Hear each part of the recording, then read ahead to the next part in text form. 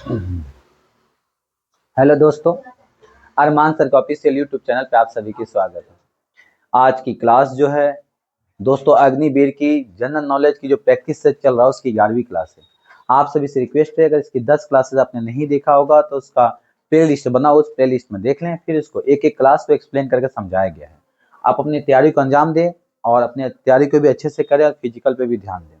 Class कोई भी समस्या है तो आप कमेंट करके बताएं, वीडियो को शेयर करें, चैनल को सब्सक्राइब करें, लाइक भी करें।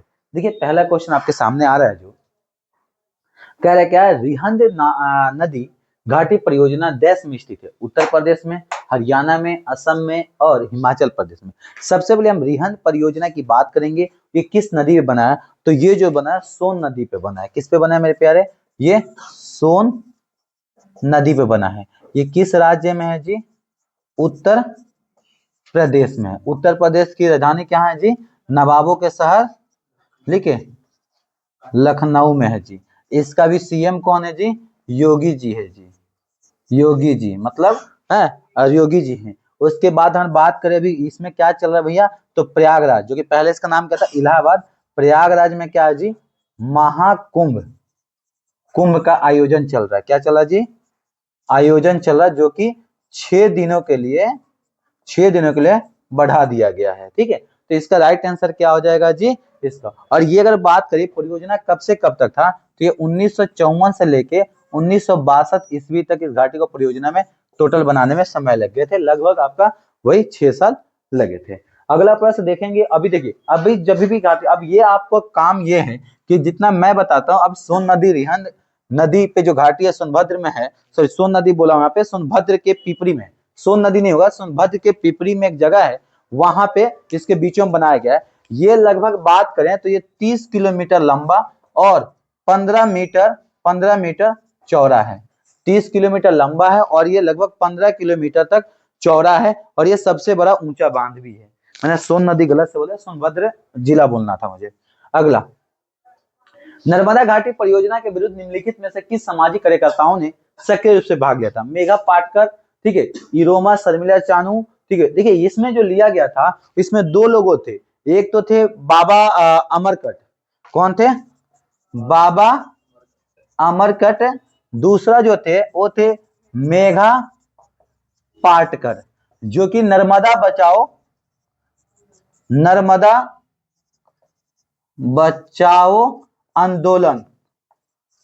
आंदोलन के रूप में ये लोग सक्रिय थे। नर्मदा पे जो परियोजनाएं बन रही थी उसके विरुद्ध थे। नर्मदा बचाओ आंदोलन भी लोगों ने चलाया था। अगला प्रश्न देखेंगे। यमुनेत्री, नोत्री, गंगोत्री, केदारनाथ और बद्रीनाथ 4 धाम जो हिंदू धर्म के सभी पवित्र स्थल माने जाते हैं, वो इनमें से कहाँ स्थित है? उत्तराखंड, हिमाचल प्रदेश, नेपाल और उत्तर प्रदेश। जी सर, नेपाल में तो है नहीं क्योंकि इंडिया में ही है। ये चारों धाम जो है वो उत्तराखंड में स्थित है। ठीक है, ये चारों धाम सबसे पवित्र माने जाते हैं और ये कहाँ पे स्थित है जी? उत्तराखंड में स्थित है। अगला प्रश्न की तरफ चलेंगे हम लोग, बहुत प्यारा सा है। बाबरनामा जो बाबर की आत्मकथा है, ठीक है, वो देश भाषा में लिखी गई थी। अरबी, फारसी, तुर्की या ये? देखिए अरब कहां से आया था जी? तुर्की का साथ इसका ताल्लुक था। ये कौन सी भाषा में लिखी गई थी? तुर्की में लिखी गई थी। इस भाषा को फारसी में इसका पोता जो था कौन था? अकबर के शासन काल में फारसी में अनुवाद किया गया था।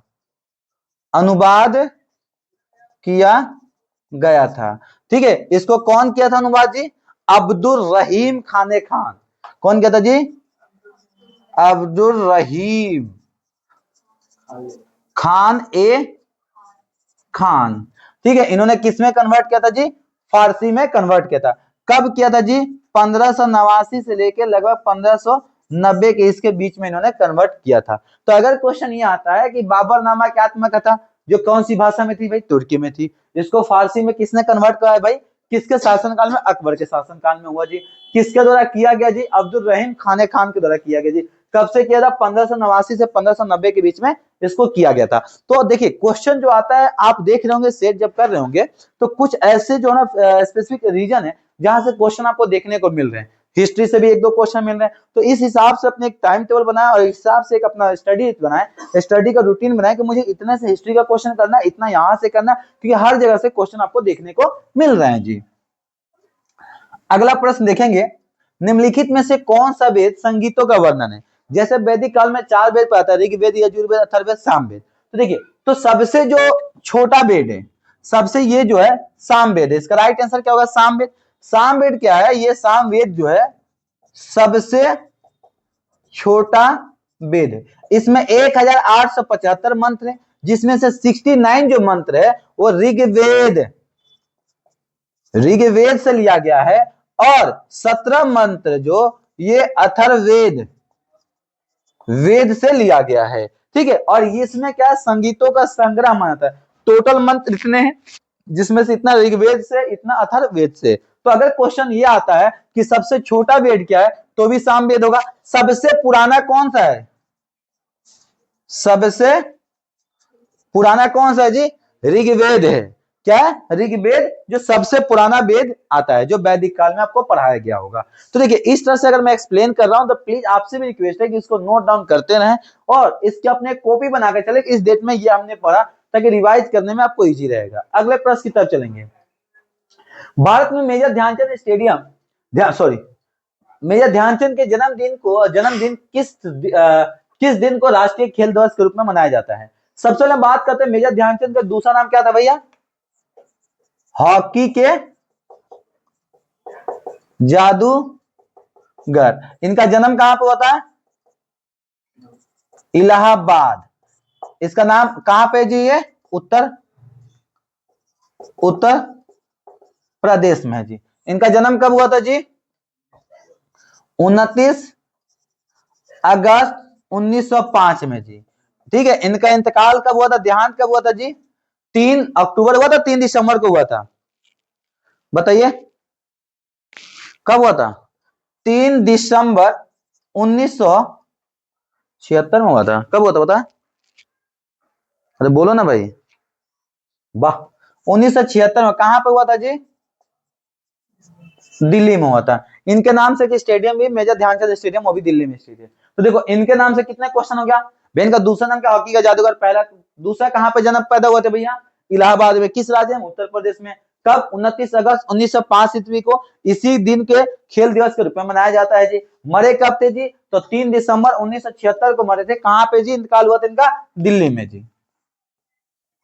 नेक्स्ट प्रश्न बताइए, भारत का पहला विदेश भवन निम्न में से किस राज्य में स्थित है? महाराष्ट्र, बिहार, महाराष्ट्र, झारखंड या गुजरात? जल्दी बताइए। ये विदेश भवन का जो शिलान्यास था, उद्घाटन था, एक हमारे देश की मंत्री साहिबा ने की थी। देखिए, ये जो हुआ था ये महाराष्ट्र में हुआ था। महाराष्ट्र की राजधानी कहां पे है जी? मुंबई है जी। कब हुआ था जी? ये की थी सुषमा स्वराज जी ने की थी।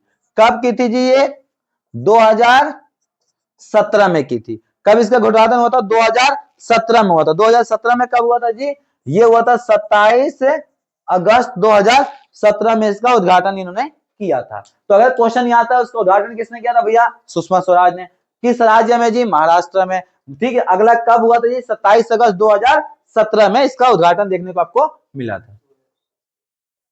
अगला, भारत का किस राज्य में पुरुषों को परंपरागत वेशभूषा सोला या फोतुआ और एरी चदर के रूप से जानी जाती है? सिक्किम, श्रीनगर, असम। ये एक वेशभूषा जो चलता है, ये चलता है जी असम में। असम है। असम की राजधानी कहाँ है जी? दिसपुर है जी। और असम की जो दिसपुर राजधानी है, और असम की जो हाई कोर्ट है वो गुवाहाटी हाई कोर्ट है। और गुवाहाटी हाई कोर्ट लगभग 4 राज्यों को मिला के एक है। असम, त्रिपुरा, मिजोरम और मणिपुर। ठीक है, 4 राज्यों को मिलाकर हाई कोर्ट एक है, जो गुवाहाटी हाई कोर्ट है। कौन ऐसी राज्य है जिसमें एक राज्य में 2 हाई कोर्ट है? वो है जी महाराष्ट्र। महाराष्ट्र में 2 हाई कोर्ट है, एक है मुंबई में और दूसरा पुणे में। ठीक है, 2 हाई कोर्ट है। किस राज्य के 2 राज्यों को मिलाकर एक हाई कोर्ट है? वो है जी चंडीगढ़ का। किसका? चंडीगढ़ हाई कोर्ट, जो कि हरियाणा और पंजाब को मिलाकर एक हाई कोर्ट है। चलिए अगले प्रश्न, ग्रैमी पुरस्कार किस क्षेत्र में दिया जाता है? साहित्य, संगीत? देखो, पहले संगीत की ग्रामोफोन वगैरह आया करता था। ठीक है, ग्रामोफोन देखे पहले जो हाँ ग्रामोफोन, तो वो तो उससे लिया गया, ये संगीत में दिया जाता है, किसमें जी, संगीत में। इसका राइट होगा ऑप्शन नंबर 2 हो जाएगा जी। अगला, निम्नलिखित में से कौन सी पुस्तक वी.एस. नायपाल ने लिखी थी? पता है ये क्वेश्चन आप पुस्तक वाले में से हर में आ रहा है, ठीक है। किसने लिखा था? द डिस्कवरी, इन्होंने क्या लिखा? The discovery of India, a house for mister Biswa, ठीक है, विटनेस द नाइट, या टेंडर हुक्स। मैं एक ना अलग से आपको क्लास वीडियो बना के दे दूंगा जिसमें किस राइटर, जो बड़े बड़े राइटर थे जो इंडिया के थे या इंडिया से मार के कौन कौन सी बुकें लिखी थी जो पेपर में पूछे जाते हैं। तो इन्होंने जो लिखा था वो द डिस्कवरी ऑफ इंडिया भी लिखा था। इनका और भी बुक थे जो बहुत फेमस थे, जो इन्होंने लिखा था, 3-4 बुक जो मैसूर करके था उसका भी इन्होंने नाम का जिक्र किया है। अगला प्रश्न की तरफ चलेंगे आप। अंतरराष्ट्रीय महिला दिवस कब मनाया जाता है? 8 मार्च को, ये तो अपना हक है। 8 मार्च सबसे पहले कब मनाया गया था जी?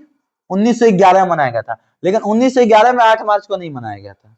सबसे पहले 1911 में मनाया गया था महिला दिवस, जो कि 9 मार्च को मनाया गया था, लेकिन उसके बाद बहुत से इसके पीछे राज था, उसका इसको 8 मार्च को 19 मनाया जाता है हर साल में। बताइए, विश्व बैंक का एक अन्य नाम, वर्ल्ड बैंक जो है उसका दूसरा नाम क्या है? अंतरराष्ट्रीय पुनर्निर्माण तथा विकास बैंक, ठीक है, अंतरराष्ट्रीय पुनर्विश्वास तथा विश्वास बैंक, अंतरराष्ट्रीय पुनर्वित्त तथा विकास बैंक, अंतरराष्ट्रीय अनुसंधान तथा विकास बैंक। इसका पूरा नाम जो है, अन्य नाम अंतरराष्ट्रीय पुनर्निर्माण तथा विकास बैंक। इसका जो जन्म हुआ था 1944 में हुआ था। इसका मुख्यालय जो है वाशिंगटन डीसी में है। कहां पे जी? वाशिंगटन डीसी में है जी, ठीक है। अगर पूछता है कि वर्ल्ड बैंक कब स्थापना हुआ था, भाई 1944 में हुआ था जी। अगला प्रश्न की तरफ चलेंगे आप। श्री हरिकोटा किस राज्य में स्थित है? गुजरात, तमिलनाडु, आंध्र प्रदेश, या इनमें से कोई नहीं? श्री जो हरिकोटा है वो है जी आंध्र प्रदेश में है जी। कहां पे? आंध्र प्रदेश में स्थित है। अगला,